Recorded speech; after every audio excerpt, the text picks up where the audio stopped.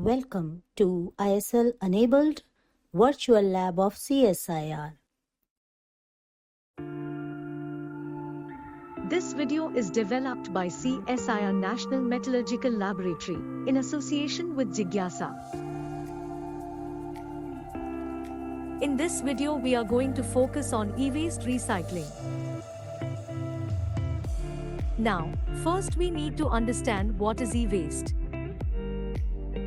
Electronic waste, or e-waste, refers to any discarded electronic device or equipment. These include computers, televisions, mobile phones, and other electronic devices. E-waste is a major environmental concern due to the toxic chemicals and materials present in these devices. Every year, millions of tons of e-waste are generated around the world, and most of it ends up in landfills or incinerated, causing harm to the environment and human health. But there is a solution: e-waste recycling. E-waste can be categorized into two types: hazardous and non-hazardous. Hazardous e-waste includes devices containing toxic materials such as lead, mercury, and cadmium, while non-hazardous e-waste refers to devices that do not contain these harmful materials. Discarding e-waste improperly can have severe consequences on the environment.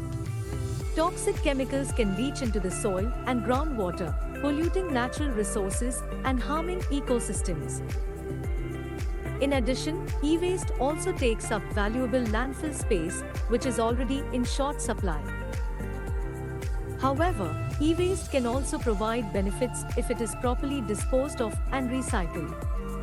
The process of e-waste recycling involves dismantling electronic devices and extracting valuable materials such as gold, silver, and copper. These materials can then be used to create new electronic devices, reducing the need for new resources. The process of e-waste recycling includes several steps, such as dismantling, sorting, and processing. During the dismantling stage, devices are broken down into their component parts. These parts are then sorted according to their material type and processed accordingly. Some of the materials extracted during e-waste recycling can be used to create new devices, while others are used in other industries, such as construction or manufacturing. So the next time you have an electronic device that you no longer need, remember that it can be recycled and repurposed. By properly disposing of your e-waste, you are not only helping to protect the environment but also contributing to a more sustainable future.